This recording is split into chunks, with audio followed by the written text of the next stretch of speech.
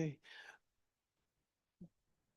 Good evening, everyone. I'm going to go ahead and call to order the meeting of the City of Bloomington Council. If everyone could stand, if able, to say the Pledge of Allegiance and remain standing for a moment of silence. I pledge allegiance to the flag of the United States of America and to the republic which stands one nation, God, indivisible, with liberty and justice for all.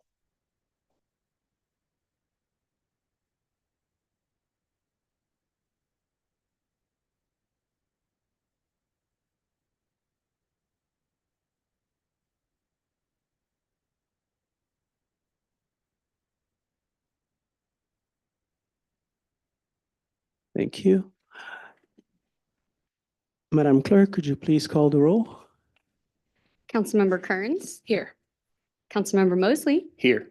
Councilmember Motney. Here. Councilmember Dannenberger. Here. Councilmember Becker. Here. Councilmember Hendrick. Here. Councilmember Ward. Here. Councilmember Lee. Here. Councilmember Crumpler. Here. And Mayor Millawamble. Okay, here. We're going to start with recognitions and appointments. And the first proclamation is a proclamation on the 2025 Community Development Week as requested by the administration department. And I believe William is coming up, right? Okay. And you know the drill, so I'm going to read this and then you get a chance to say a few words. And then you also get a chance to take a picture with the mayor, something that I know you've been looking forward to. Okay. Thank you for being nice. So whereas the U.S. Department of Housing and Urban Development implemented the Community Development Block Grant CDBG program in 1974 for the purpose of providing local governments with the financial resources to assist low and moderate income persons.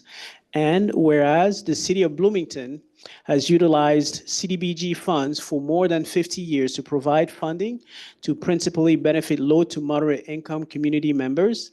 And whereas the CDBG program has made a significant impact on our community through the preservation of affordable housing, public infrastructure improvement investments, funding of critical social services, public park improvements and upgrades to public facilities. And whereas the City of Bloomington has demonstrated for more than 50 years a commitment to improving our community through the CDBG program, and whereas the Community Impact and Enhancement Department has demonstrated the capacity to administer the CDBG program to identify, prioritize, and help resolve pressing problems. And whereas from PY 2020 and PY 20, there's a number missing, 21? Probably 23. 23, okay. The City of Bloomington used CDBG funding to complete rehabilitation work on 54 affordable housing units. Other activities it supports with its funding are sidewalk repairs and improvements, rehabilitation work on rental units and nonprofit buildings, assisting nonprofits, promoting fair housing efforts, and demolishing abandoned properties. Now, therefore, I, Mboka Malambwe, Mayor of the City of Bloomington, on behalf of Bloomington City Council, do hereby proclaim the 21st through the 25th of April 2025 as Community Development Week in Bloomington and urge residents to join in recognizing the positive impact of the U.S. Department of Housing and Urban Development and the Community Development Block Grant Program funding. Thank you.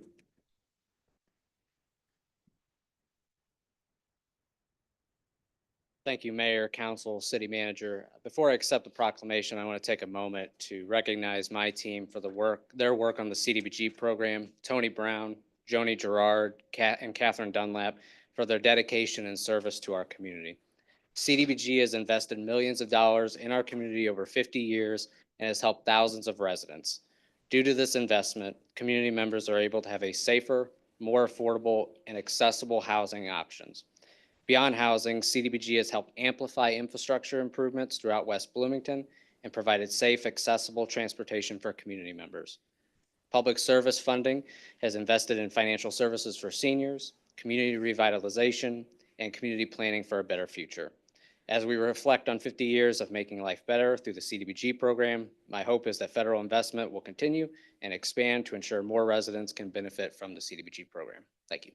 Okay.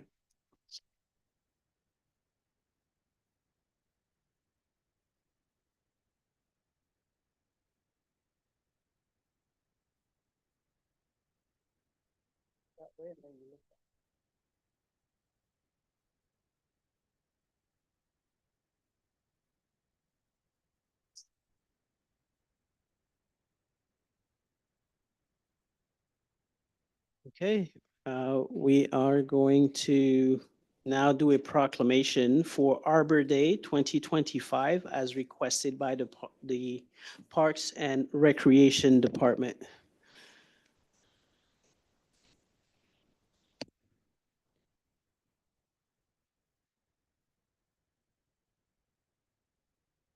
Okay. Whereas in 1872, the Nebraska Board of Agriculture established a special day to be set aside for the planting of trees. And whereas this holiday, called Arbor Day, was first observed with the planting of more than 1 million trees in Nebraska. And whereas Arbor Day is now observed throughout the nation and the world. And whereas trees can be a solution to combating climate change by reducing the erosion of our precious topsoil by wind and water, cutting heating and cooling costs, moderating the temperature, cleaning the air, producing life-giving oxygen, and providing habitat for wildlife. And whereas trees are a renewable resource giving us paper, wood for our homes, fuel for our fires, and countless other wood products.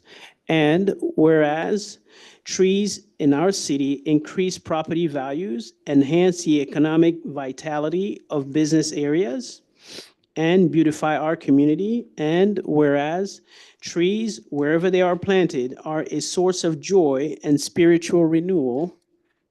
Now, therefore, I, Mboka Malambwe, Mayor of the City of Bloomington, do hereby proclaim April 25, 2025 as Arbor Day in the City of Bloomington, and I urge all citizens to celebrate Arbor Day and to support efforts to protect our trees and woodlands. And further, I urge all residents to plant trees to gladden the heart and promote the well-being of this and future generations.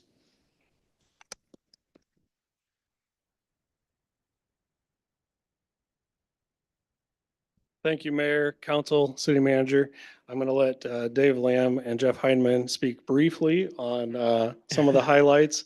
The Forestry Division, which primarily takes care of all the trees for the City of Bloomington, is within the Parks and Recreation Department, and we're proud of what they do. Thank you, Director Veal, Mayor, City Manager, Council, thank you.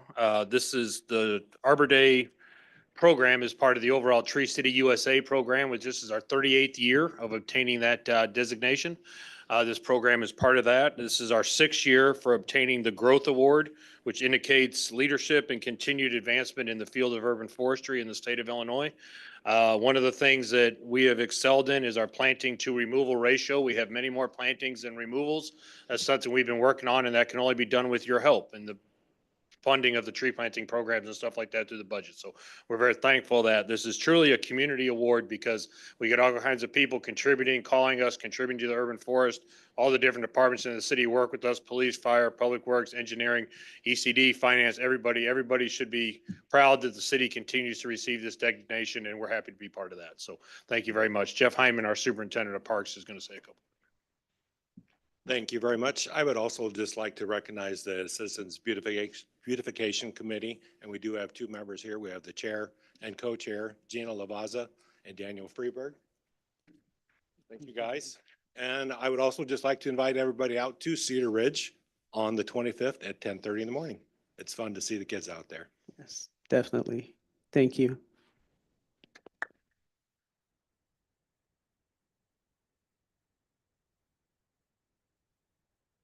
Because Dave, are you? Doesn't want to get caught up in a picture with me, I think.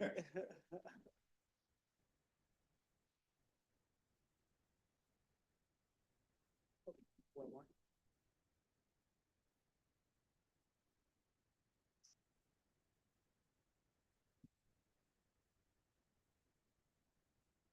Okay. You gotta continue on with proclamation galore here.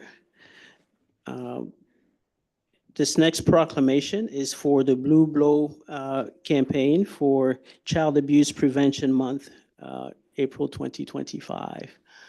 Do we have anybody here to receive the proclamation? There we go.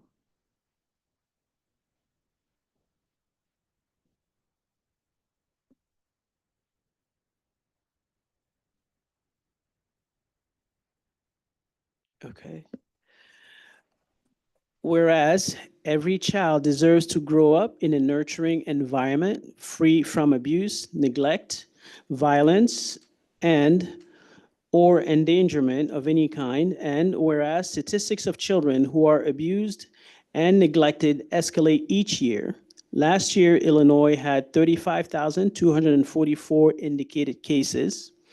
And whereas the effects of child abuse are felt by whole communities and must be addressed by the entire community. And whereas effective child abuse prevention programs succeed because of partnerships created among the courts, social service agencies, schools, religious organizations, law enforcement, and the business community. And whereas parents care and share and prevention program of Bright Points offering positive parenting resources and alternatives to help break the cycle of abuse is sponsoring a Blue Bow campaign to heighten awareness of the need to support families. And whereas all citizens should become more aware of child abuse within the community and to become involved in its prevention and supporting parents to raise their children in a safe, nurturing environment. Therefore, I, Mboka Malambwe, Mayor of Bloomington, do hereby proclaim the month of April 2025 as Child Abuse Prevention Month in Bloomington, Illinois, and call upon all citizens to increase their participation in efforts to prevent child abuse, thereby strengthening the communities in which we live. Thank you.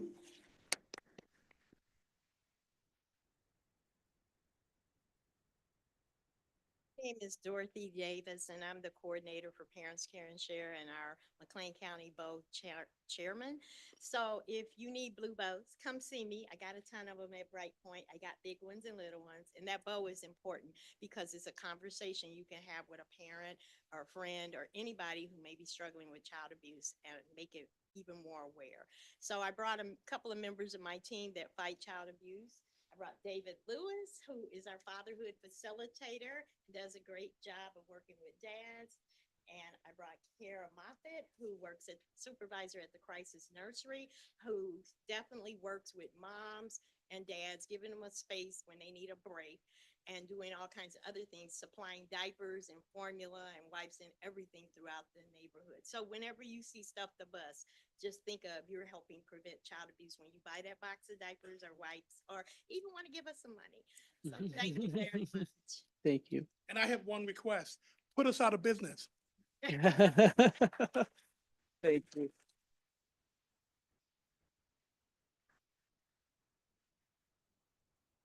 Mayor, as they come forward to accept the proclamation, we did see that there's a Scrivener's error on the proclamation itself, so we will get them a clean copy that's spelled right. Okay. Thanks and sorry about that.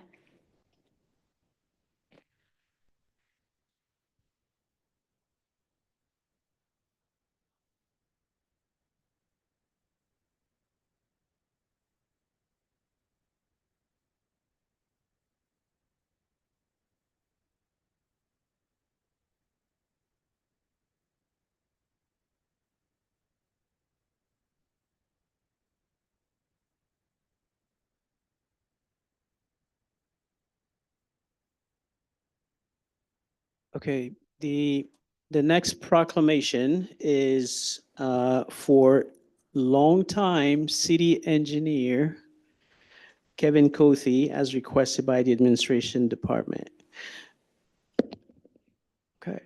It's Kevin and family.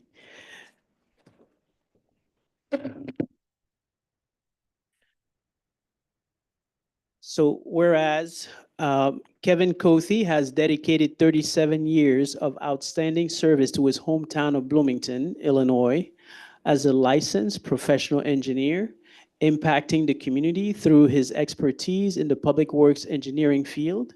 And whereas Kevin began his career in 1988 with the city of Bloomington in traffic engineering, and 3 years later accepted a civil engineer position designing roads, traffic signals, sewers, and water infrastructure.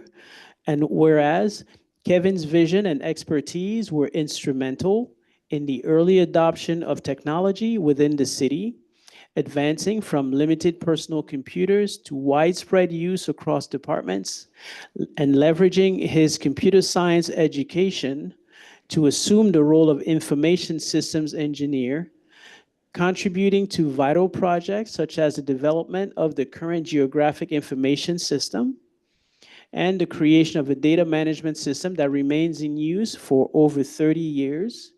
And whereas Kevin contributed to the county-wide addressing system, if essential for the implementation of the E911 system, and played a key role in launching the city's first local area network while proactively addressing Y2K concerns.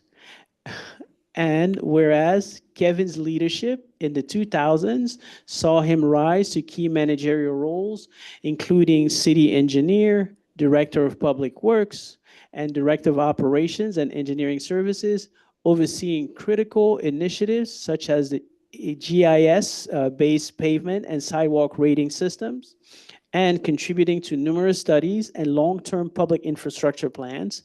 And whereas Kevin's unwavering passion for learning and teaching and his commitment to the safety and well-being of the community have earned him recognition, including the Illinois Government Engineer of the Year Award in 2015 and the Outstanding Chapter Member Award in 2011 from ISPE. And whereas Kevin has been a dedicated member of the local Illinois Society of Professional Engineers, contributing as the chapter newsletter editor for 25 years and supporting the local Math Counts competition for more than 2 decades. And whereas during Kevin's distinguished career, the city population grew by 50% and its size expanded by more than 70%, with Kevin playing a crucial role in supporting these transformations through his passion for innovative solutions and his vast knowledge of city infrastructure. And whereas this proclamation is presented to Kevin Kofi to serve as a reminder that although he is retiring, he will always be remembered fondly as a valued employee dedicated to public service. Now, therefore, I, Mboka Malambwe, Mayor of the City of Bloomington, on behalf of the Bloomington City Council, do hereby proclaim and recognize Kevin Kofi for his exemplary contribution to the city. Congratulations, Kevin.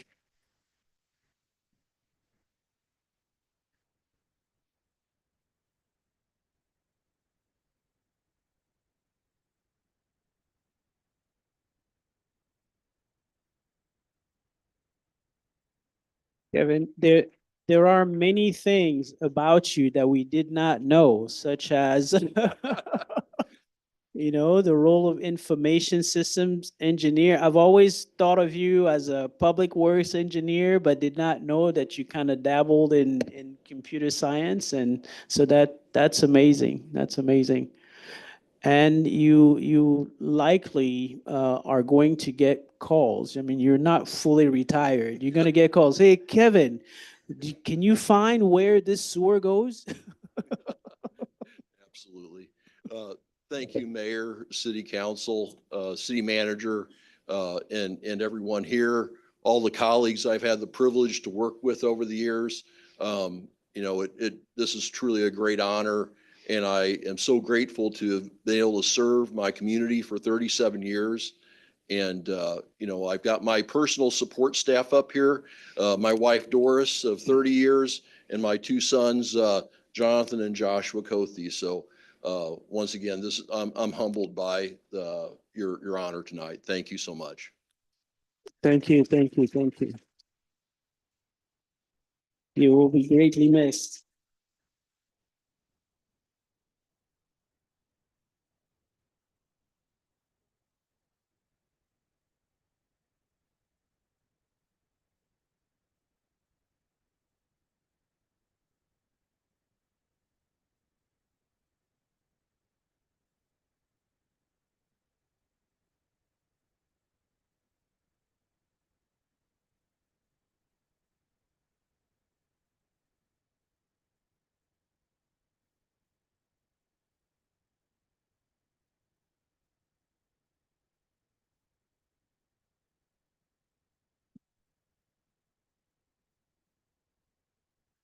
Say this family has been so tolerant because Kevin spent many a nights, in these hallways working. So really appreciate your work, Kevin. Really will miss you.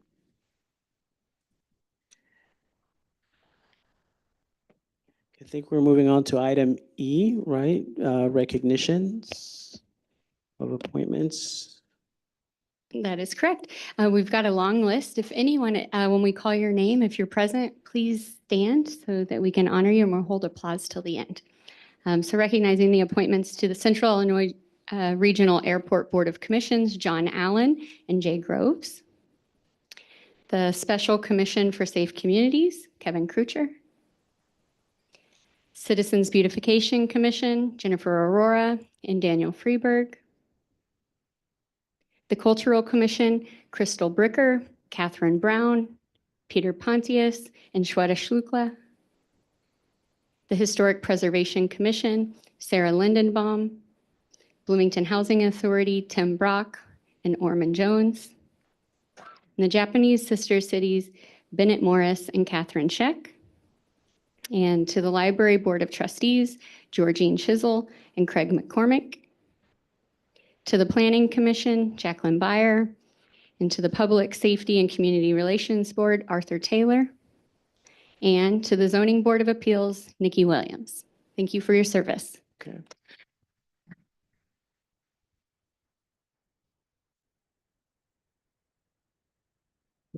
Thank you all very much for your service. We really appreciate it. Now we're going to move on to public comment. Yeah, so we received one emailed public comment that was from Kay Lancer, and that was provided to the council earlier today.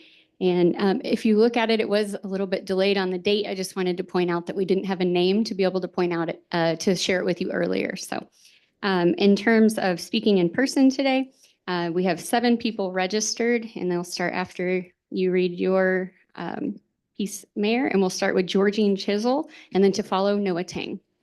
Okay, sounds good. Public comment is an opportunity for speakers to provide their views and feedback to the city council. It is also an opportunity for the city council to listen and hear diverse points of view.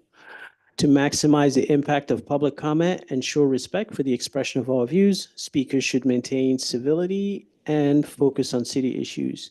Speakers must identify themselves for the record, but are not required to give their address. Each speaker is given the floor for 3 minutes, and the council does not respond or engage in debate. Any speaker that engages in threatening or disorderly behavior will be deemed out of order and their time ceased. So we'll start with Georgine. Good evening, Mayor, Assistant Mayor, City Manager, and Council. Okay. I'm here to talk about the HB 3687 bill, lifting the ban on rent control. Lift the Ban Coalition was formed in 2017, and it compromises 35 grassroots community groups, political organizations, nonprofits, and unions in Chicago and across the state of Illinois. We are renters, homeowners, small landlords, workers, students, seniors, local elected officials, and faith-based leaders united in the struggle for housing justice. We are a multiracial, multi-generational coalition centering on the needs of low-income and working families. As of April 2025, there are only 26 homes listed under $250,000 for sale. That pushes more residents into the rental market, increasing the demand and increasing the demand and rental prices. Implementing the 2.5% annual cap as outlined in the current redevelopment agreement for 112 East Washington Street provides a measure to protect tenants from steep rent hikes, ensuring houses to remain affordable for residents. It also demonstrates a commitment to equitable development, balancing the interests of the developers with the needs of the community. Thank you for listening, and my hope is that you take a piece of what I have said away. Thank you. All right, next up we have Noah Tang, and then to follow will be Rebecca Mangles. Hello, can you hear me? All right. I would like to talk about items on the regular agenda, C and D, very quickly. I am very excited, and I would like to congratulate the mayor as well as the city manager and assistant city manager for the incentive packages that were able to be put together. As we know that this city, this community is facing a massive housing crisis. The State Farm headquarters, the old State Farm headquarters building in downtown Bloomington has effectively been empty for a relatively long amount of time. And I'm very happy that the city has been able to work out a deal with the developer or UEP out of Rockford, which I would like to say have a very, very good track record of redeveloping downtown and office style buildings. So I think this is right in their wheelhouse. Other thing I would like to talk about is this is a $68 million private investment in our downtown, which looking through history, I think this adjusted for inflation is one of the highest amounts of money that has been spent downtown by private investors. 183 apartment units to be added in downtown will certainly liven up the environment down there. I think adding eyes on the street and more people down there will really, really bring more business, more livelihood downtown. I'm also very excited to see that you have entered into an agreement on the old Coachman site with the same developer, with hopes with future development prospects down the line. The incentives that are placed forward here are very common sense, right? This idea on the TIF funding, the idea on the making sure the developer does not raise the rents for the first 10 years for more than 2.5% at a time over a year. I think that is very, very good. I also think that this is a perfect model on how we should do further redevelopment in other underutilized downtown buildings. As we move forward down the future, I really hope that this city continues to be serious about downtown redevelopment. When we talk about our downtown streetscapes plans, downtown is certainly for everyone. Having 183 more apartments down there certainly will be the case. So I would urge the city council to approve these ideas, C and D. Also, very quickly for that discussion on the apartment complex over on Empire. I think it is also good helping out with our housing shortage. Thank you. Okay. With 2 seconds to spare. All right, That next was up, oh, Close. sorry. Next up, we have Rebecca Mangles, and then to follow will be Mike Rakes. Good evening. Today, I'm also here to vocalize support for the 2.5 annual rent increase cap. I think that it's wonderful that the items are on the agenda tonight, and I urge you all to support this rent increase cap as it makes life more affordable for folks like me who have a degree from Illinois State University, but cannot yet find a full-time job here.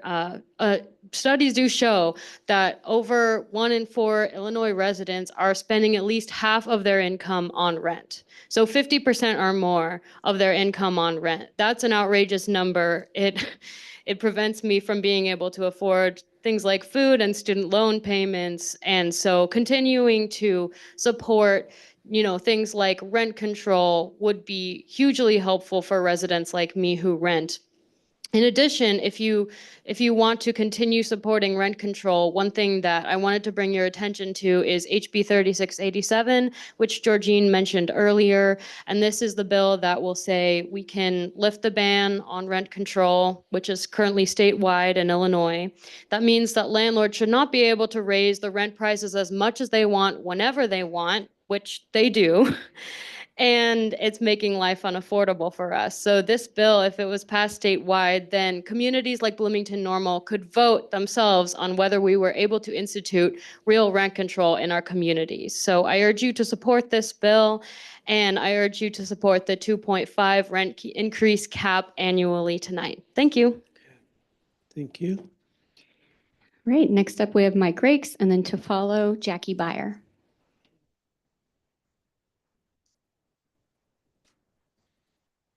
Good evening. I'll keep my remarks short. My voice is gone out after being at the kids' games all weekend. My name is Mike Rakes. I'm the president of McLean and Livingston County Building Construction Trades, as well as the business manager for the Electrical Workers Union. Thank you for allowing me to address you this evening. I'd like to encourage you to approve the ordinance approving the redevelopment regular agenda item C with UEP for the old State Farm Fire Building. This project is a win-win for the community, providing much-needed housing and also committing to using locally skilled tradesmen and women on the project.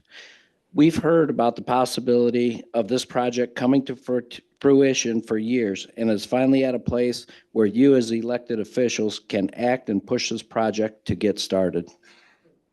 By voting yes and supporting this ordinance, it helps fill the gap in our housing shortage, provides good paying jobs for local construction workers, and helps keep taxpayer money circulating in our local area, benefiting the larger good.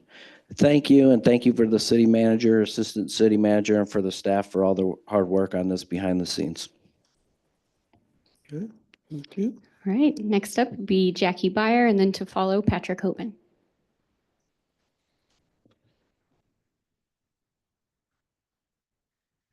All right, good evening. My name is Jackie Beyer. It is unfortunate, but I believe it is critical to address council members Cody Hendricks and Jenna Kern's behavior during their respective campaigns for mayor and Ward 1.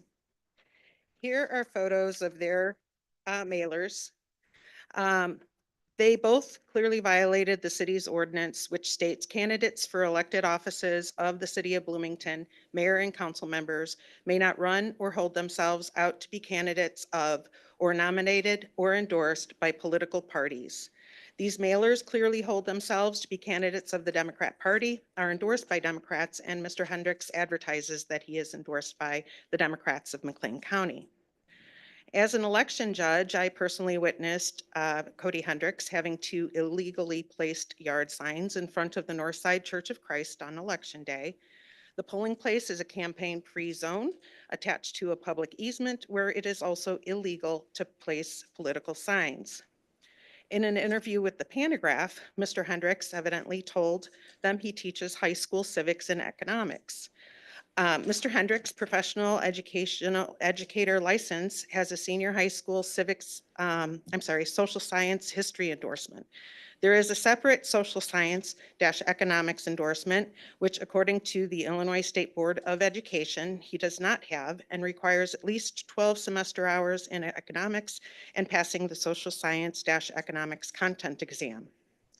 As an apparent reflection of their character, Cody Hendricks and Jenna Kearns voluntarily chose not to subscribe to the Illinois Fair Campaign Practices Code, which states, "It is the intent of the legislature that every candidate for public office in this state who subscribes to the Code of Fair Campaign Practices will follow the basic principles of decency, honesty, and fair play in order to encourage healthy competition and open discussion of issues and candidate qualifications and discourage practices that cloud the issues or unfairly attack opponents." Mr. Hendricks chose to launch an attack campaign against his opponent, Dan Brady.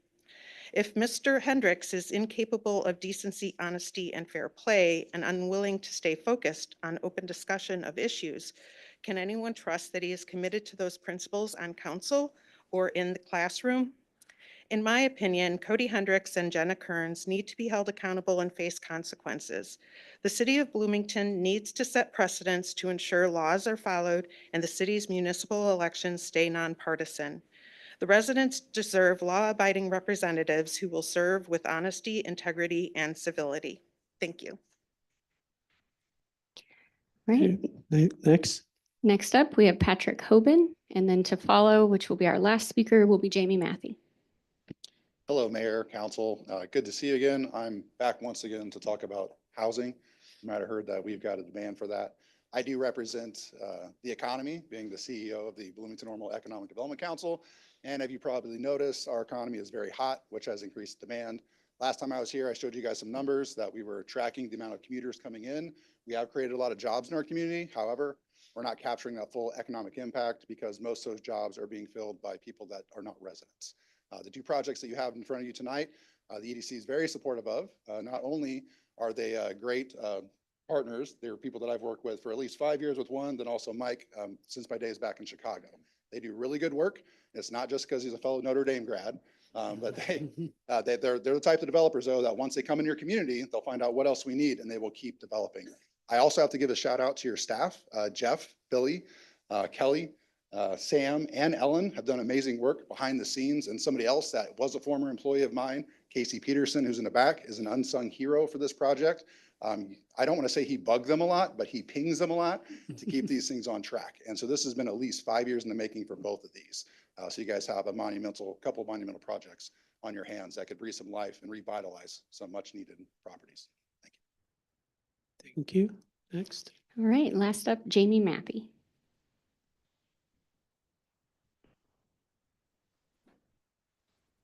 He's a gamer.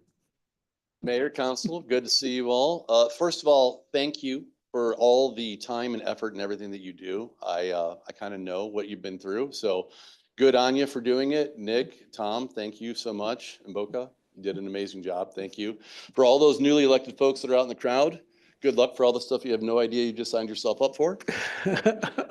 So I'm here in favor of the two redevelopment projects that we've got in front of us tonight. You all know that I was a huge proponent of using targeted incentives to generate the activities that we want. I'm here to encourage you to keep going. Don't stop. We still need more help in housing. I talked to many, many contractors over the years, developers who they want us to bring them, they want RFPs to respond to. They're not going to walk around our neighborhoods and walk around our town and look for things to do. They want us to bring presentations to them. They want to know the walkability scores. They want to know what the income levels are in the 1 and the 5 mile radius. They want to know all these details. We got to keep providing all those things to them. Let them respond to those things and we can get the results that we want long term. So please, please, please don't stop here. You've done amazing work. Just keep going, okay? Thank you very much for all you've done. Really appreciate it, and congratulations tonight. Okay, awesome. Thank you. There's no further public comment. Okay. And he gave us back 1 minute and 30 seconds.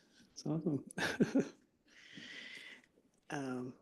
Okay, so we're going to move on to the consent agenda. Is there a motion to approve the consent agenda? I'll move approval. Okay, motion by Councilmember Ward. Is there a second? Second. Okay, second by Councilmember Mosley. And we're going to do clickers.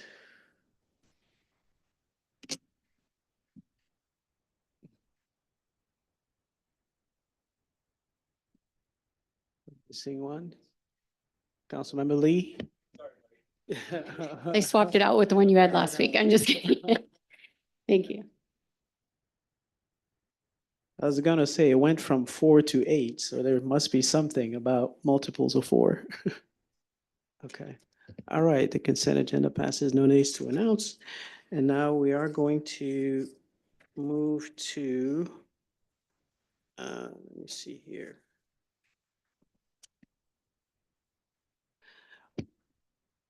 Item 8A, which is a consideration and action and resolution recognizing the contributions of Mr. Kevin Kofi.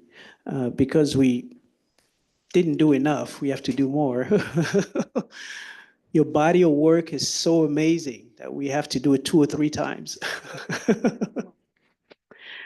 And we're going to recognize Kevin Kofi with the honorary designation of the 300 block of Garfield Drive as Kevin Kofi Drive. That's awesome. And this has been requested by the engineering department and colleague Jim.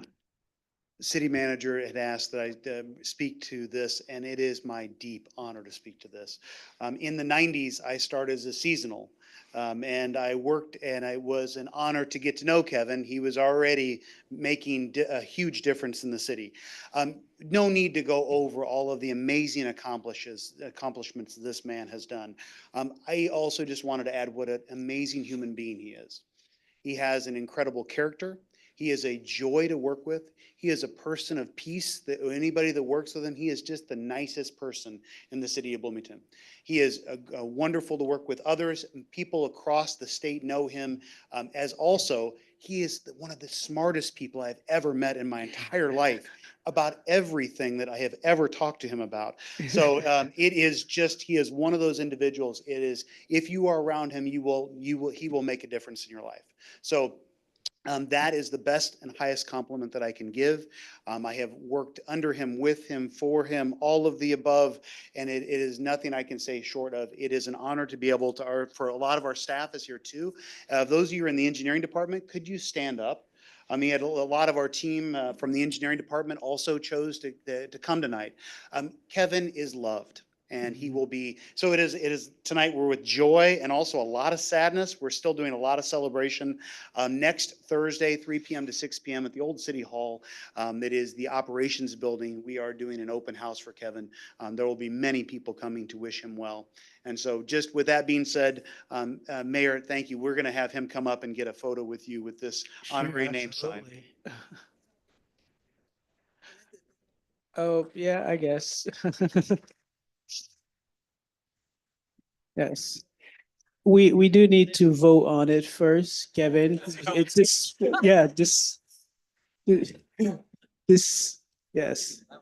So it really is not a sure thing. I mean. I'll move approval. Okay, we have a motion by Councilmember Ward. I'll second. Okay, second by Councilmember Montney. Are we doing clickers?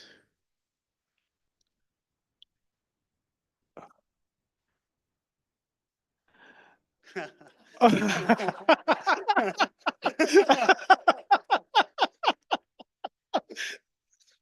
that? We'll let the record show. We'll let the record show Tom Crumpler, you vote yes. Okay, thank you. Man, if that's not going against the grain, boy.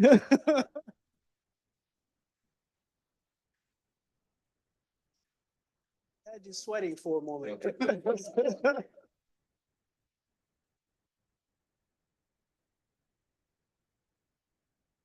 Thank you. Awesome, congratulations.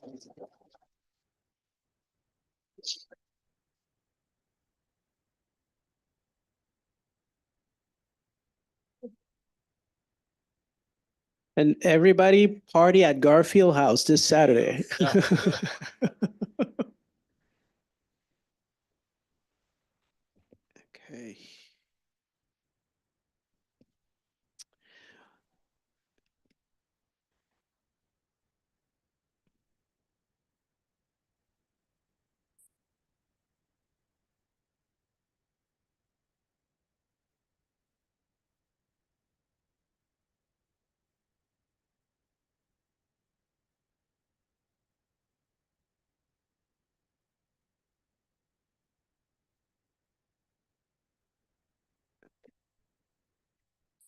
So the next item is item 8B, continuing with the theme of recognitions. It's a consideration action on a resolution recognizing the contributions of Reverend Frank McWain, Sr., to the Bloomington Normal community with an honorary designation of the 500 block of North Allen Street as requested by the engineering department. I know we do have members of the family and the church here, right? Yes. Okay, if you want to come up. And I'm just going to share a few words and then we'll give you a chance to also speak. It is definitely quite an honor for us to be able to do that. And I know Ms. Stokes had reached out to me about this designation. Reverend McWain is someone who was beloved in the community and has accomplished quite a bit. I think one of the crown jewels of his accomplishments is actually the building of Mount Pisgah Church in an area of town where he could really serve a lot of the folks who come to his church. His accomplishments are many. I know that he's worked with Big Brothers and Big Sisters, Minority Advocacy Council, Youth Impact of Bloomington Normal, the SHARE program, the Boys and Girls Club, Not in Our Town Coalition, Neighbor to Neighbor, Community Gospel Singers of Bloomington Normal, Cultural Fest, One Church, One Child of Illinois, and I'm sure there is a lot more that he did. One of the things that I noted about him is that even for those who had never met him, but they know about him and they've heard about him. I did not get a chance to interact with him that much, but I know how much he was treasured in the community, and to this day he's still missed very much in the community.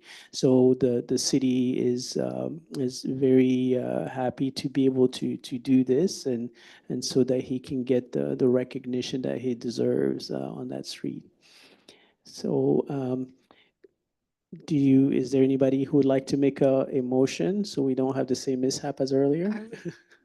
Mayor, I would like to move that we designate the 500 block of North Allen Street in Ward 7 as requested by the engineering department, and proudly proclaim that to be Frank L. McWain Sr. Drive. Yes. Okay, awesome. Is there a second? Second. Okay, second by Councilmember Dannenberger. Let's do clickers.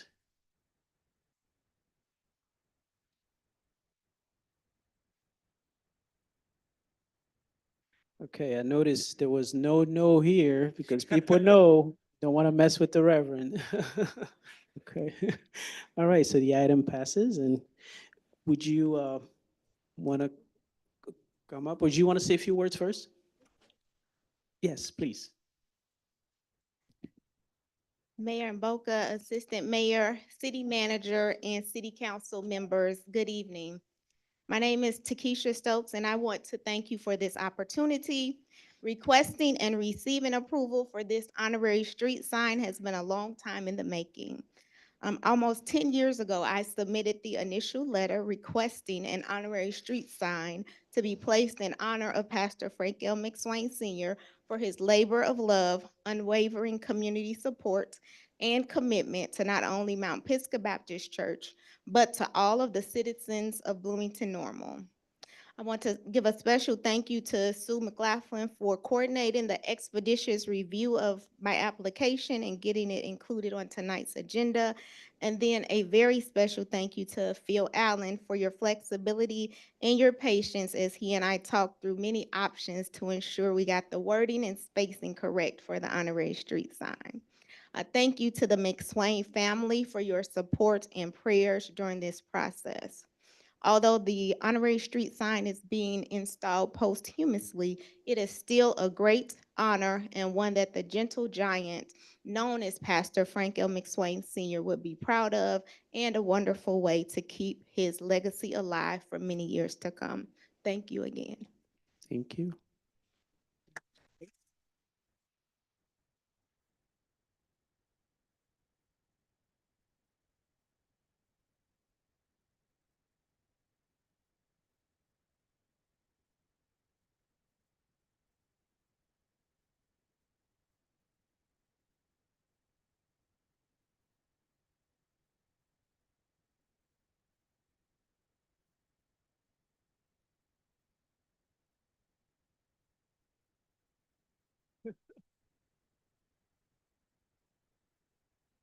Some.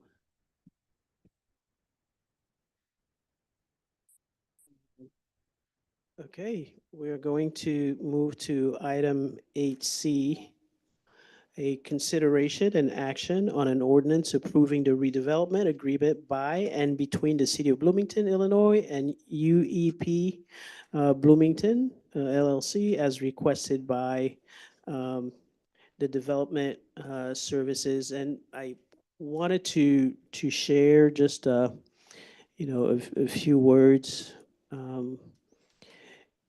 and really kind of speaking to both of the items that are coming up in terms of housing. But I don't want to steal City Manager Jurgens, or the staff's thunder, but I'll do it again. I'll do it anyways. Um, But I just wanted to take a moment, and pause and reflect briefly on these two projects. As you've heard earlier, Patrick mentioned it. It took, a little bit of time to get it finally across the finish line.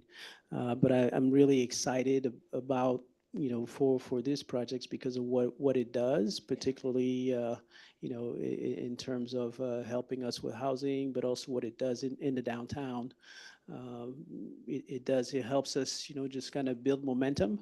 When you think about it, I think within the past year, we've had about 4 or 5 different projects that have moved across the finish line, which is exciting.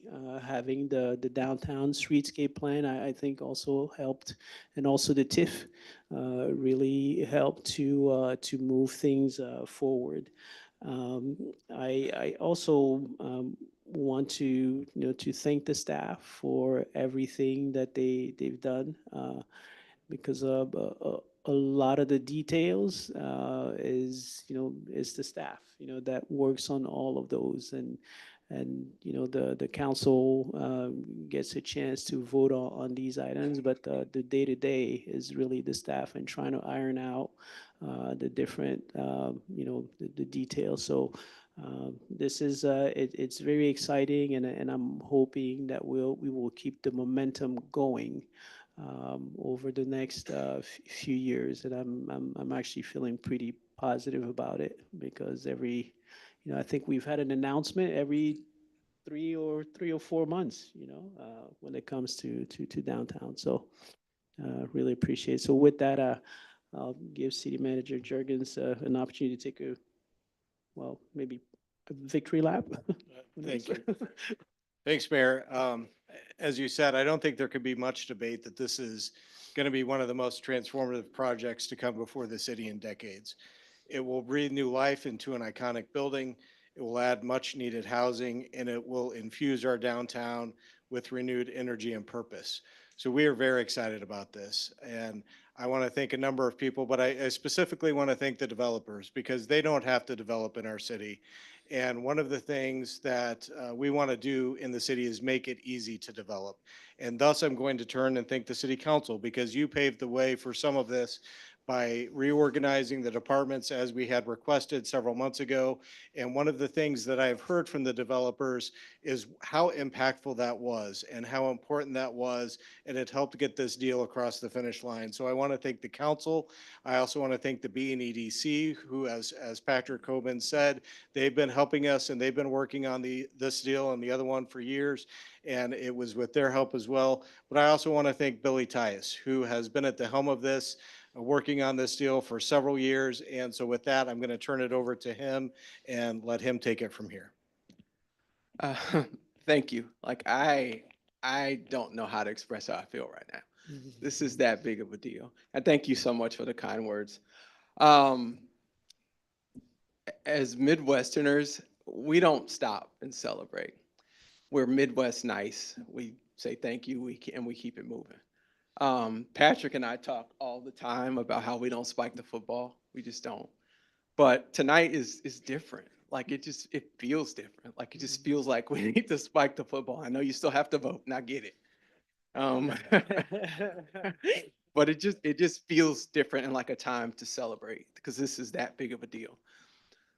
This development and the other on the agenda has the ability to bring before us nearly 400 new housing units. That is huge for this community. That's huge for any community. We talk about the need for 4,500 units and a number that's growing. So there's still work to do, but this is a significant dent and it matters. The other thing I want to do tonight is to talk about, we so often hear either from the podium or in the community or elsewhere when something goes wrong or when our process is hard or when we're not easy to work with in the perception of some. And sometimes that's been deserved. I will acknowledge that. But I would also be remiss if I didn't talk about when that wasn't the case. And that was not the case with this project, and it was not the case with the holiday project that you're going to consider. We got a new team, and it's a new day. They are phenomenal. They are, I want to thank and honor and celebrate Samantha and Kelly and Ellen. Kelly, yeah.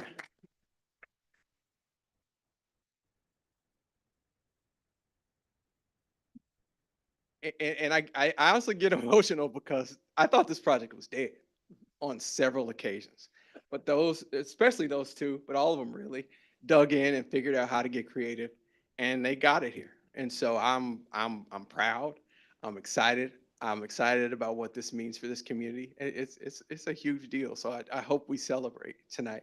And with that, I'm going to turn things over to Kelly Pfeiffer, who's the Director of Development Services, and she'll talk to this first project. Good evening, Mayor, City Manager, Council. I'm actually thrilled that a lot of people must have read this agreement because they're familiar with a lot of the details. That speaks a lot to me of the community and how interested they are in housing and in the downtown. So I thought I'd just go through some of the highlights for you for those that are listening. Essentially, the TIF is very, very important to this redevelopment. So they're going to be doing 183 residential units, 11 studios, 159 one-bedroom apartments, and 13 two-bedroom apartments. There'll be a high-end restaurant on the 13th floor. Can't wait to get up there. And some other retailers on the first. So this is truly an adaptive reuse project. These are happening more and more in very large cities. It is really exciting that it's happening here in the historic building. So for this ask, you'll be doing an annual reimbursement of 92% of the TIF increment that this project will generate. You'll do a 60% of the city's 2.5% home rule sales tax, 60% of the 1% retailer's occupation tax, and 60% of the city's 2% food and beverage tax for the life of the TIF. The city is agreeing to make an annual payment of $128,283.07. That is equal to the TIF base amount, the amount before that sits today that they have to pay for annually. The city will also loan and forgive $1.4 million if we're awarded a state grant that'll make the funds available for the project. We'll provide UEP with 30 parking passes to the downtown parking locations, and we'll waive all permitting plan review fees. Critical to this, they are agreeing to cap renewals to 2.5% for the first 10 years. This is a commitment to mitigating the upward pressure of rents in a low supply environment. hence the 10 years. They are going to start the historic preservation review process as early as next month. They'll submit plans to us by June of this year, and we expect them to obtain final certificates of occupancy by December of 27. So very excited. I really enjoyed what was rather a difficult negotiation. This is a big investment with a lot of complex pieces. Financing these are very, very difficult. So very proud to work with this developer. I know this is going to be highly successful. If you have any questions, happy to answer, but I hope you approve this evening. Okay.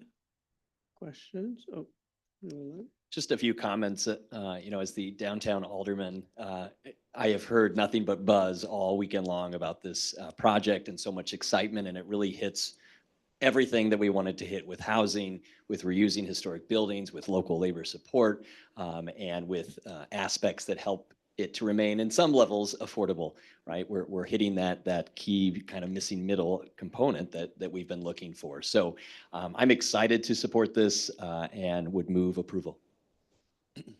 Is there a second? Second. Second by Councilmember Dannenberger. Are there other comments?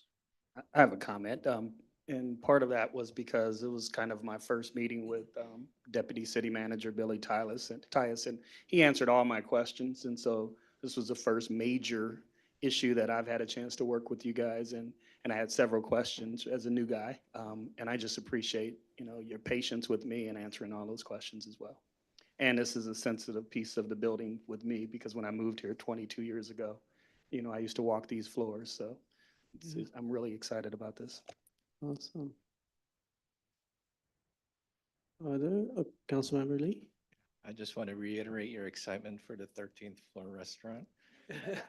If anyone has been in the building and been up to the 13th floor, it is an amazing view of Bloomington from up there. And so to share that with the people of Bloomington, I think is very exciting. So thank you. There are people who have asked about, speaking of restaurant, what are the possible options? Also the retail on the bottom, to the extent that you can say. To be determined. To be determined? Okay, all right. That will be the official answer then. Okay. All right, are we ready to vote?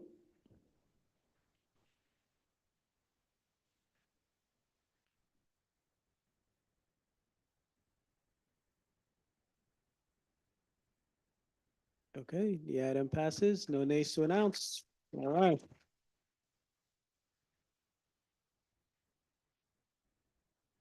Congratulations all around.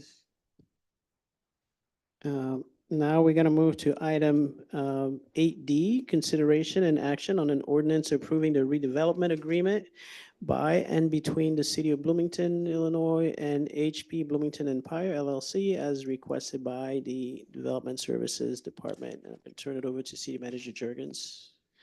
Thank you, Mayor. Again, just want to say my appreciation to the developer in this situation. Holiday Properties, Mike Doyle, one of their representatives, is here today.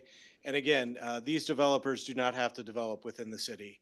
But our team has been working with them, the BNEDC has been working with them, and we are very excited to bring this another housing development to our community to address much needed housing needs, especially in this area, which is close to Eastland Mall and to another core area of our community. With that, I'm going to turn it over to Kelly to walk through the details of this agreement.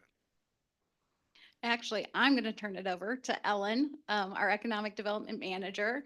She and really former Melissa Hahn were very instrumental in this particular one. It was pretty much buttoned up before the Development Services was formed. So I'm going to give it over to Ellen. Thank you, Kelly. Thank you, mayors. Thank you, City Council, and Billy, of course. So this has been a very exciting project as well. I also want to say that it's probably very the catalyst as well for the Empire Street corridor TIF area. Could you move your microphone closer? Sorry. Suppose I can, Mayor.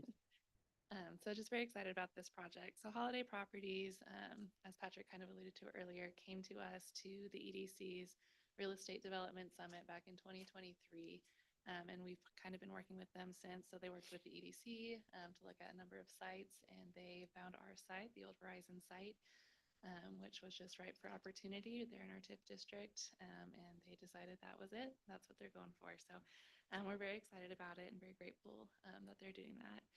So this project includes a residential project that includes 210 apartment units across 7 different buildings. These are comprised of studio, 1, 2, and 3 bedroom apartments, green space with a dog park, surface and indoor parking spaces, and other amenities such as the gym and the usual. They're looking to invest approximately $41.5 million in our little Bloomington town. So if this RDA is approved tonight, we will be reimbursing them $500,000 out of the larger TIF fund for eligible expenses. If it's approved, the city will reimburse 100% of the future increment on an annual basis to a total amount of either 9.79% of the total project cost or $4.06 million. The city has also agreed to waive permitting fees for this project. Construction is expected to begin by the developer on or before November 1st of this year, with about a 2-year construction phase as well. So hopefully by the end of 2027, we'll have about 400 residential units online. Thank you. Okay, awesome, thank you. Motion or questions? I'll move to approve. Okay, moved by Item Council. 8D. Okay. Motion by Councilmember Crumpler to approve. Is there a second? Second. Okay, second by Councilmember Ward 4. Dannenberger. Okay. All right. Nobody wants to discuss, so let's go. Okay, the item passes. No nays to announce.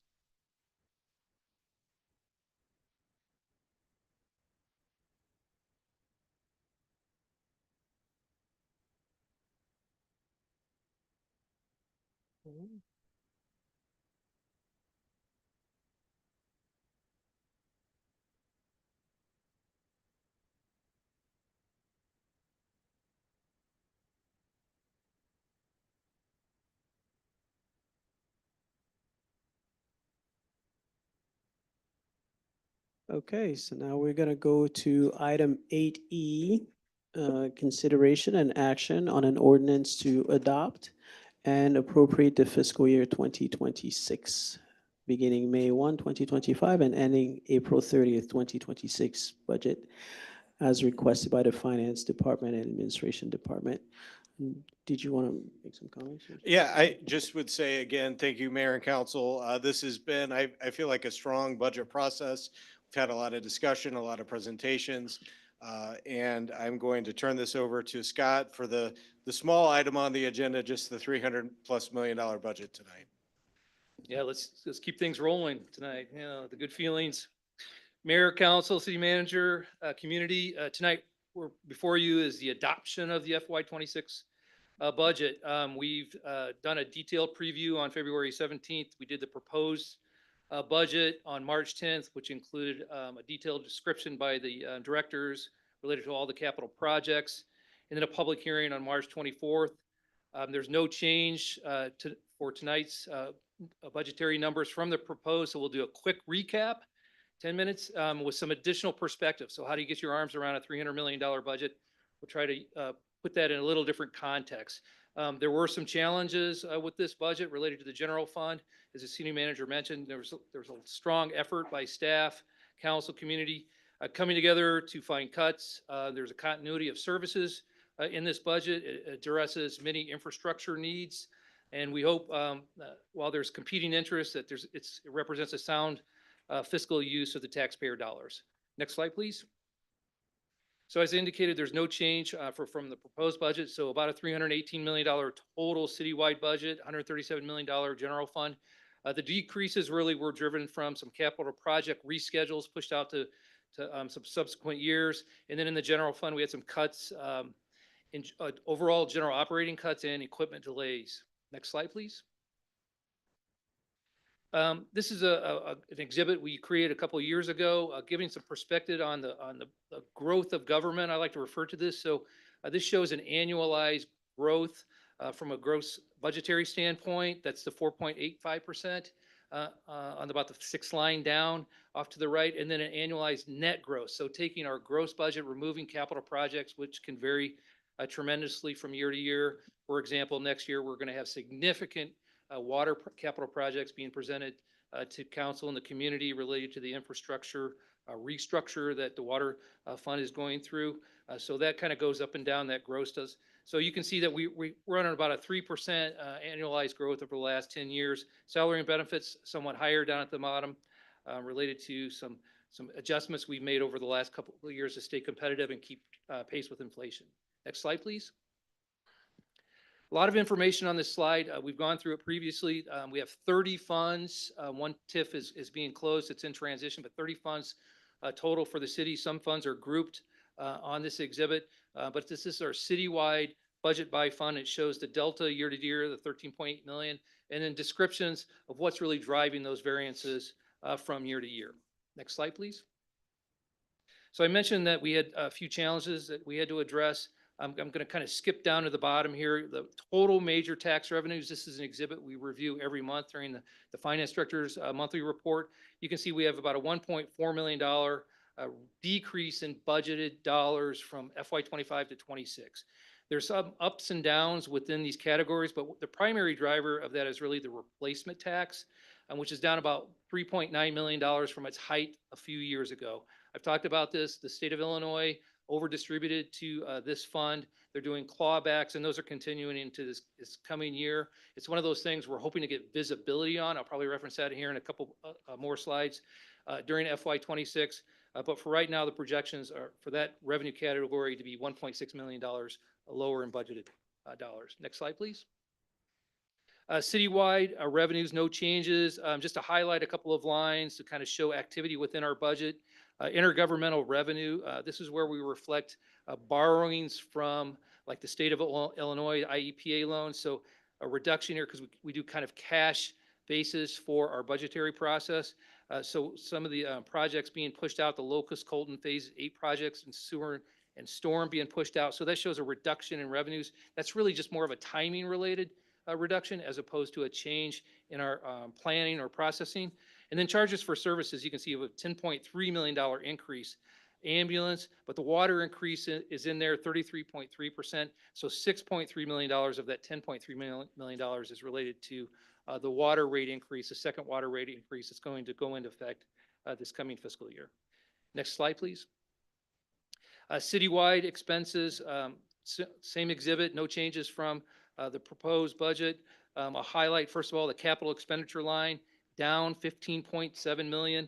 A majority of that, or half of it anyway, is related to capital projects being pushed out, a reduction in capital projects from year over year. And then we have a large reduction in the general fund, primarily in capital equipment. It's a large capital equipment year this year in FY25 for the general fund, but that was one of the ways we addressed some of the challenges with the general fund is pushing out some equipment purchases into FY27 and beyond to give ourselves some time to get some visibility on some moving parts for this coming fiscal year. Next slide, please. The general fund. So I've already referenced this. We balance the general fund, with a combination of operating cuts, many meetings with the department heads and admin related to where we can find cuts, and then equipment delays. So delaying equipment is not really sustainable, but to repeat myself, FY26 is a year where we're going to get visibility on the economy, the overall economy. There's a new administration in Washington. The state related to this PPRT revenue category, whether or not that clawback is over. Hopefully, this is a third year of the clawback. So whether or not we're going to see a rebound potentially in that PPRT revenue category, and then we have the workforce sustainability initiative and our process improvement initiatives as well, where we can find additional efficiencies within our budget. So on the revenue page here, just to highlight, the taxes line, you can see we've reduced that by $1.7 million, and primarily that's related to the PPRT decrease. Next slide, please. General fund expenditures. The two big drivers here that I wanted to reference, the capital expenditure line down 7.3 million. That's all equipment decreases from FY25 to FY26. Some of that is related to pushing out some equipment into the subsequent fiscal years. And then we do have salary increase of 4.9 million. I went through this in detail during the February 17th presentation. We've reduced our vacancy savings related to the public safety changes in hiring. But we also are capturing some of the workforce initiative in there, but we do have a 900,000, about $1 million adjustment that's hitting that line item that was pushing that up. And then there was some collective bargaining agreements that we didn't capture in FY25 that we're capturing in FY26 that went into effect in FY25 that are kind of driving that up as well, as long as some seasonal increases for the BCPA specifically because of the additional shows they're doing there. Next slide, please. This is an exhibit that I like. It shows the general fund by function. So the general fund, $137 million. What categorically, how can we break that down? Just to highlight the two top items, we have public safety at $70 million. That's a very important function of the budget of the services delivered by the city. And then quality of life for the BCPA and parks is at $16 million. So 1 and 2 are public safety and quality of life from our general fund budget. Next slide, please. And then to add perspective, this is an exhibit. It's very similar to what we did at the proposed when we went through all the details. We kind of broke down some of the numbers out to the right. $44 million related to streets, sidewalks, and trails. If you try to add those up, that's motor fuel, state motor fuel, 34.2 million, 8 million asphalt concrete. And then there's some components of the capital improvement fund that are also related to streets and sidewalks. 25.8 million related to water, sewer, and storm, and 11.3 million of taking care of what we already have. Next slide, please. And then even more additional perspective. So $300 million. Again, how do you get your arms around that? So breaking it down by the impact. So community direct services, services that really impact all of our residents. Water, sewer, storm, garbage, public safety, public works, projects, et cetera. That's $198 million over a $318 million budget. And then community support, IDA, CDBG, McLean County Health, JM Scott, Connect Transit, nearly $8 million. And then you get into the quality of life of the Parks Rec, Golf, BCPA, Arena, Library, $36.2 million. And then the administration and the insurance is really impacts all the other funds or activities or categories as well. But that's $46.2 million. So $113 million of the other activity compared to the direct services for a total of $318 million for our total budget. So just some additional perspective on where the community's dollars are going. And then dollars at work, we've utilized these same numbers a couple of times. So police and fire service runs, 85,000, 1,000 miles in sewer and water lines, 22,000 tons of trash, 700,000 people have visited our parks, arena, culture, and library facilities over the past. I think this is the calendar year from the prior. Some of it's a mix between the calendar year and the audit. And then the ultimate goal, I mean, there's some competing interests related to what the use of these dollars, but the ultimate goal is to be good stewards of the taxpayers' funds and make life better. Next slide, please. So procedurally, we have a $318 million budget. We have Councilmember Hendricks, who has a personal tie with the McLean County Museum. There's $45,000 that we contribute to the museum every year. So we're going to subtract that out so Councilmember Hendricks can vote for the majority of the budget. So the net adoption will be 317,809, 336, and that means the net adoption for the general fund would be 136,924,051. Next slide, please. And a note to the community, there's a lot of resources online related to this information. We've got the budget books, the proposed budget books are online now. The adopted budget books will be available hopefully around May 31st of 2025. There's resources, the videos, et cetera. This presentation could be found online as well. Next slide, please. So finally, I just wanted to say, I'm sorry, it's loud there. Pop. I really appreciate city staff that was involved with the budget. Our budget manager, he's going to hate me for doing this, Mr. Chris Domerlin's in the back there. Couldn't get this done without him. Mayor, council, community. It was a very diligent process, a lot of review, looking for efficiencies, 6-month process culminating tonight to get to this point. So, with your adoption, then we're on to the execution of the budget over the coming fiscal year. So just starts over. But with that, I recommend that council adopts the FY26 budget as presented in the amount of $317,809,336. Next slide. Questions, comments? Hey, Scott, just want to say thank you for the presentation, but also the process. You know, I think it's something that is, in my opinion, a model. We have, and I believe you guys get some awards, right? Yeah. So, um, but I do know there are individuals who come here in town with Illinois State University from other countries and are always interested in how the municipality is run and finances and taxation and things like that. So again, just want to give you guys a kudos, and I know Chris is just kind of keeping his head down, but we'll give him kudos as well. And everybody else on your staff.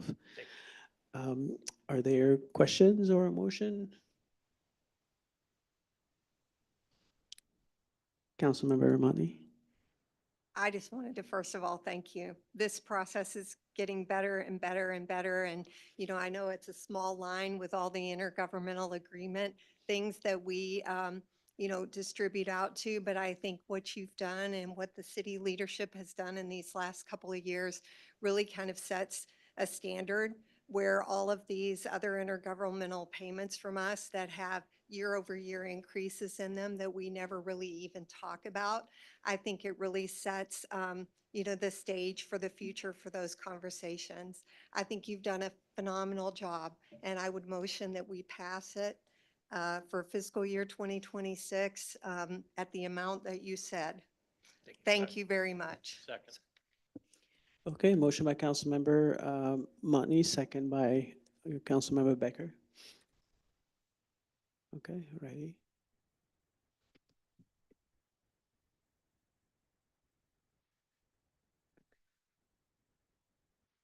Sounds good. And this is for the, yes, the item passes, no nays to announce, but for the tech staff, I've been told that the presentation cannot be heard on YouTube. I don't know, but yeah, just want to share that. Okay, so now we're gonna move to the next item, 8F. Okay. It seems like we always have a council member who has a connection with the Museum of History, so maybe in the next couple of years, we'll also have others. That's the trend now. Is there a motion? I'll move approval. Okay, motion by Councilmember Ward. Second. Okay, second by Councilmember Becker. It's quick.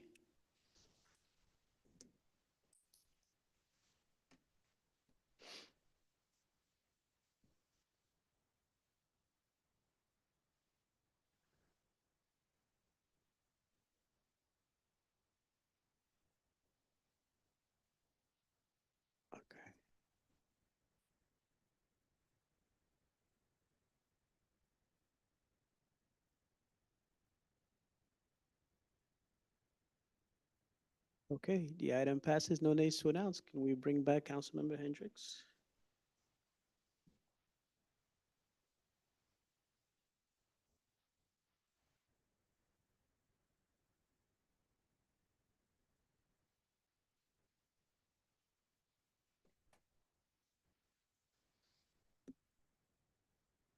Okay, we're gonna move on to item 8G, which is a consideration and action to appoint a mayor pro tem for the city of Bloomington. And I guess at this point, we will need someone to be nominated. So one of the council members can nominate somebody, and then if we have a second, then we will vote on that.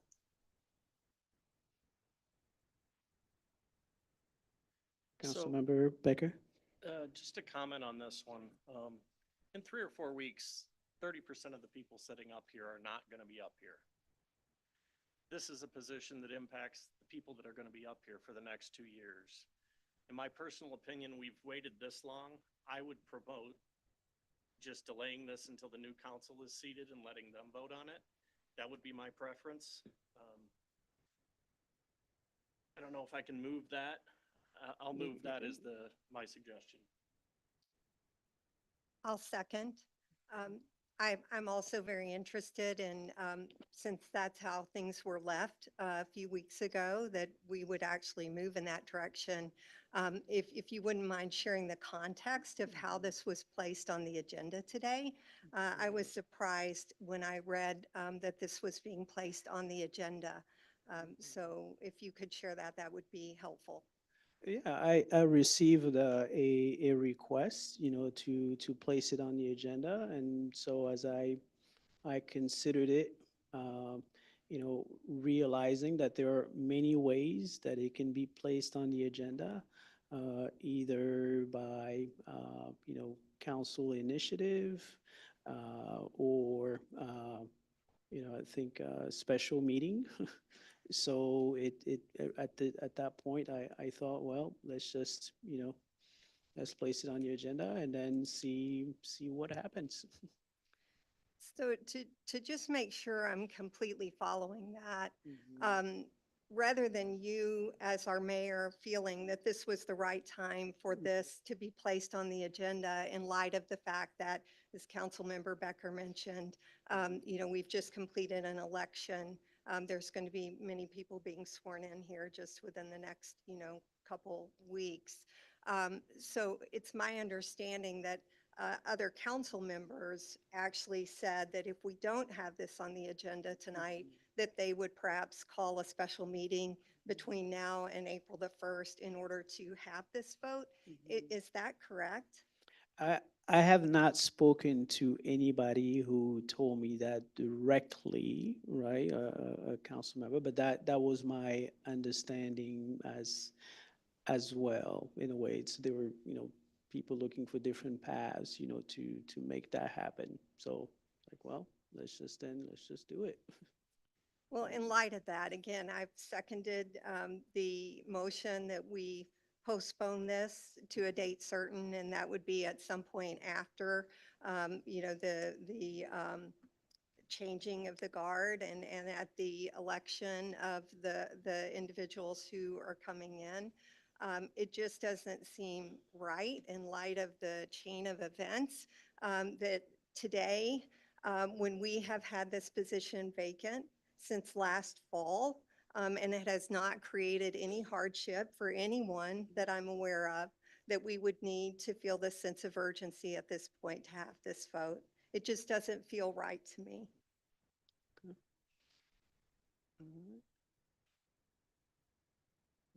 Doesn't look like anybody else wants to speak, so Just for clarification, so the motion is to table to table. until a date set after May 1st. Thank you. To postpone, not table. Thanks. Postpone. Gosh, attorneys.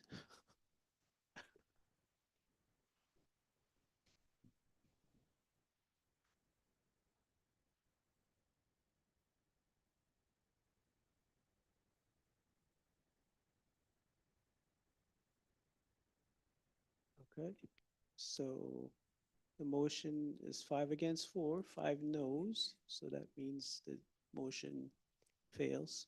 Can you read the noes? Yes, I can. Can I have them back again? I think I know who they are, but okay.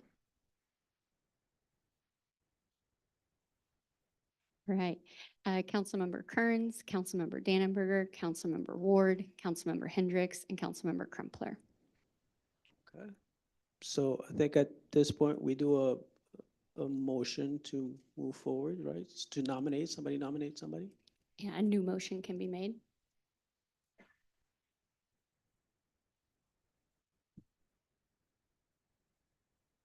Oh, I'm sorry. Okay, go ahead. I would like to make a motion. This was on the agenda in a previous council meeting. And I was upset that it was removed. I think it should have been appointed then. I think it should have been really appointed before then, so that we had someone in this position to serve.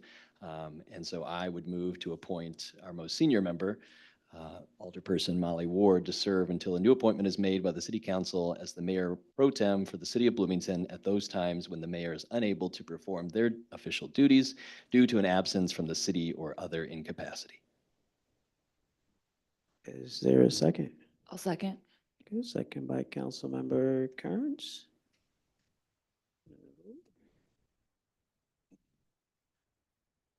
Mayor. Oh, okay. Could Do I you just have a make comment? A quick comment. Sure. You know, it's been a precedent that the senior council member serves as mayor pro tem. Councilmember Jamie Matthew, Councilmember Donna Bolin. Before that, previous Councilmember Karen Schmidt. I believe Mamboka served as mayor pro tem. And I think this is an important position because this individual stands in for the mayor at council meetings, and community events. It is not a policy-making role. It is an opportunity for a council member to represent the city at times when it is needed. And I support Molly Roll. I think she would be a very good choice for this role. Thank you. Comment as well. Councilmember Mosley? Yeah, I guess this is my first time being involved in something like this. And so I've asked around, right? What does the role of the mayor pro tem actually do? And so one thing I'm just going to ask as the newest council member that was appointed is the fact that one, you know, we have some cordiality amongst each other as well as with our staff. So I'm going to abstain from this vote. Sounds good.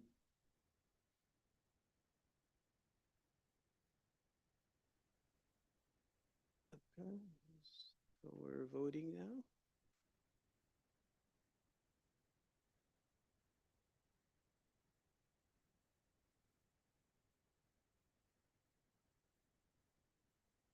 Okay, so we have 3 nays and 5 yays. So we have Councilmember Becker, Councilmember Lee, and Councilmember Motney voting no, and Councilmember Mosley abstaining. Okay, sounds good. Well, congratulations, Mayor Pro Tem.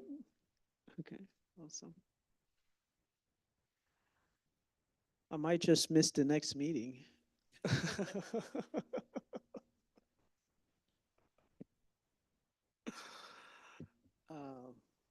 Okay. We are now moving to city manager's discussion. City Manager Jurgens, victory lap? Victory, well, I want to do a victory lap for the staff as they're pulling up my report again.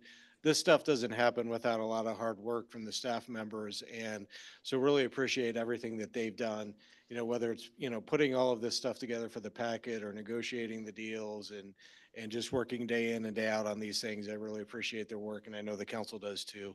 So again, just want to share my appreciation. If you could go to the next slide. Just a couple updates for the council and the community. The first is on water. We've talked about this some. We have successfully treated the algae bloom in Lake Evergreen. We switched to, I'm sorry, in Lake Bloomington. We switched to Lake Bloomington on April 8th. We're now treating the algae bloom in Lake Evergreen. That's going to take a few weeks to work through that process. But we really feel like we've turned a corner on this. And this morning, I noticed for the first time a really big difference in the water quality here. I've talked to others who have as well. Doesn't mean everybody's noticing it yet. It's going to have to work through the system. But we really do feel like we've turned the corner on this. And again, I really appreciate Deputy City Manager Sue McLaughlin and our water team led by Director Ed Andrews for helping us through this issue. Next slide. And I'm going to ask Scott to come forward again and just briefly give the council and the community an update on the utility billing. It's one step forward and two steps back sometimes it seems, but appreciate Scott and his team for what they're doing to address this. Scott? Yeah, I'm going to kind of give the historical occurrence. So on Friday, April 4th, we have our ERP system, Munis Tyler Technology in-house system that we utilize for utility billing. So utility bills are processed via consumption and reads from the meters, et cetera, in that system. And then we have an online payment portal platform, Invoice Cloud, to give our residents greater functionality as far as payment processes, text, pay by text, et cetera. So those systems kind of mirror one another. The Munis system uploads information to the payment platform. It's an automated process. I could use IT help, but I won't involve those guys. So on Friday the 4th, we had an issue with an upload. An update was done to the software, and the software changed the naming convention of the files. So the files that were old were recognized as new files and uploaded. So we had redundant activity that was uploaded to the platform. And then by chance, the very next day, the auto pays, people that are signed up for auto payment on the online platform for cycle 1 pulled the balances, so that it pulled payments that were exaggerated. They were for almost all residents, the balances were too high. There were some residents where it was almost even. It was noticed almost immediately. We had residents notice, obviously. So it was an all hands on deck situation between finance, IT, and the payment platform. So many meetings to figure out what to do. So basically, it ended up being somewhat simple process. So first of all, we had to reverse, the platform had to reverse the duplicate files. So remove those. Then we had to process refunds to all the auto pays that were pulled. So that's where it started getting a little more complicated, because we have debit and credit cards. Those we could process immediately because the platform can see those balances. Then there's direct debits in the form of e-checks. Those take a little longer to settle. So we process the deposits and the refunds in 2 pieces. And then the plan is to then redraw the proper amount after those deposits settle. So we did the redraw for debit and credit cards today, and then we'll have to wait a week to do the redraws for the e-checks, the direct debits, next Monday, because we want to make sure all the residents have their deposits back in their refunds back in their accounts before we do the redraw. And then there's one other wrinkle to this, cycle 1. So that was a month ago when their bills were produced, and then their payments were due. The exaggerated amount was pulled. So it's time to rerun cycle 1 bills. So we're having to delay on posting those to the payment portal, because we don't want the current bills in the payment portal when we do the redraw, because it'll pull 2 months worth of payments. So communications, there's been notices via social media. We put information on the website. We did a direct email blast to everyone. We've received hundreds of phone calls into the hub. And my understanding is residents have been very understanding.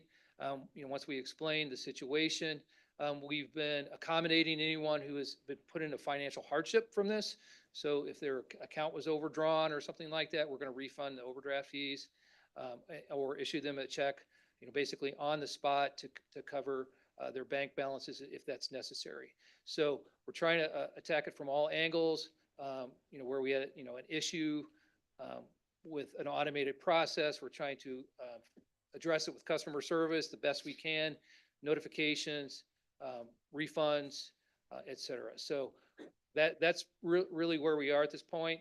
By next Tuesday, it should all be fully 100% complete. We're putting a notice on the cycle 1 bills that are going to go out next week as well, when we post those as kind of even another layer of communication.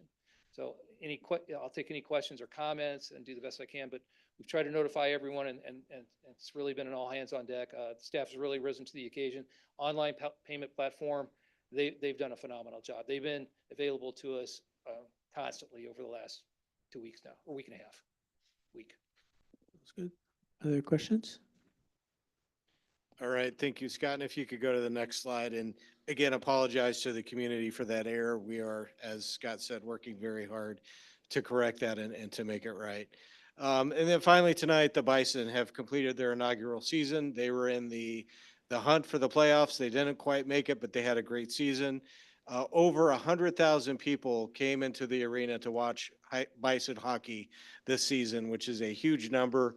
We are very excited about that. They gave raised tens of thousands of dollars, gave a lot of money to charity. So a lot of money was also raised for charity through their partnership. And they were just a great community partner. They were in the schools, they were in different businesses, they were all throughout our community, and they were really everything we asked them to be, and really appreciate their first season. They're looking for bigger and better next year. And we are excited that they're going to be here with us for a while. So just wanted to say congratulations to them. And if you did not make a game, be sure to make one next year. But season tickets are selling quickly, I understand. So I appreciate their partnership. And that's all I've got, Mayor. Okay, thank you. Do we know how many of those 100,000 come from outside the community? Not yet, but we're going to put together a kind of a full report on the financials and on the visitors and all of that. Yes. Okay, okay, sounds good. Thank you.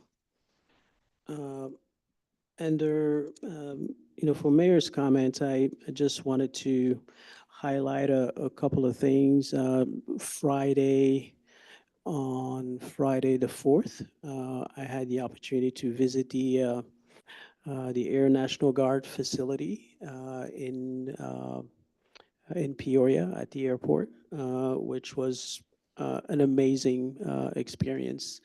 Had an opportunity to fly on a C-130, which I've never done before, with the back, how do you call it, the lift gate or whatever?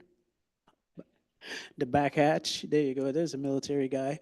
Um, Open, had an opportunity to fly so we went from Peoria to Bloomington to Springfield, and then back to Peoria. So it's part of a sort of to try to help people in the community, surrounding communities, understand how important that base is and what it does for communities. So they invited a number of elected officials to take part in that. And they will be doing, I think they're planning quarterly kinds of events like that, for community members, and so they can get themselves acquainted with the facility. The C-130 that we flew was analog, and they are actually supposed to get a digital C-130, so which will bring a lot more economic impact. So that's very, very interesting. The Also on Saturday, I had an opportunity to be part of the burial ceremony for PFC Private First Class Bryant, which was very moving, humbling to be able to take part in that. As some of you might probably know already, but for those who don't, but Private First Class Bryant's remains were brought back to Bloomington. He lived in Bloomington, and they came back from Italy. So he was reported missing in action, killed in action, and they were finally able to identify him. And he's a World War II veteran. So this is more than 80 years later. So very moving and very important for the family to get some closure. It's not something that you participate in, often. So very, very interesting. And also participated in a entrepreneurship um, competition on Saturday at Wesleyan for most of them high school students. And so I was a judge. I think Councilmember Hendrick was there too as a judge. Very interesting because I did it, I believe, 2 years ago. But this time they actually had some international participants. So I had a chance to speak with some students from Turkey who had a project that they were presenting. So amazing what young people do these days. I wish I could have done that at that age, but so very, very, very nice event. And in line with that, tomorrow there is a ribbon or groundbreaking ceremony for the Petrick Idea Center at Wesleyan, which is their sort of a maker space kind of thing for students. So that's at, I believe, at 11. And so open to the public. If you would like to attend, I would encourage everyone to attend. It's going to be a really nice event, and they work in collaboration with ISU too. So I'm really looking forward to the many ideas that can come out of our students. So, and I believe that is all I have. Anybody from council? Councilmember Hendricks? Just really quickly, and it's been a couple weeks, but I wanted to thank the Eaton Gallery, the Hangar downtown, and the McLean County Museum of History. Recently, I was able to take some of my economics students downtown to do a field trip on local exploration of art and architecture in a community. We were able to team up with a dual credit humanities class and toured those facilities. And my econ students spoke very highly of it. They are now doing some of their final projects on some of the artists in our downtown. And so it was really awesome to be able to mold or mesh, my role as an alderman for downtown and as an econ teacher to be able to provide them with that opportunity. And we ran into the city managers too, so they got to see them, but that was a few weeks back. So just wanted to thank them for giving us the opportunity to come down. Anybody else? Okay, doesn't look like it. So at this point, we are going to, I need a motion to enter into executive session per section 2C1 and 5 of 5 ILCS 120 to review a specific employee annual review. So we'll do an annual review for that. But also we need, we're going to do a property acquisition discussion. So is there a motion? So moved. Okay, moved by Councilmember Kearns. I'll second. Okay, second by Councilmember Hendricks. All right, I'll just do a voice vote. Councilmember Kearns? Yes. Councilmember Mosley? Yes. Councilmember Motney? Yes. Councilmember Dannenberger? Yes. Councilmember Becker? Yes. Councilmember Hendricks? Yes. Councilmember Ward? Aye. Councilmember Councilmember Lee? Yes. Councilmember Crumpler? Yes. Okay. Council is entering executive session per section 2C1 and 5 of 5 ILCS 120 to discuss City Manager Jeff Jurgens' annual review and property acquisition. The room must be cleared. Following executive session, council will resume the open session meeting and no additional action will be taken except to adjourn. Thank you.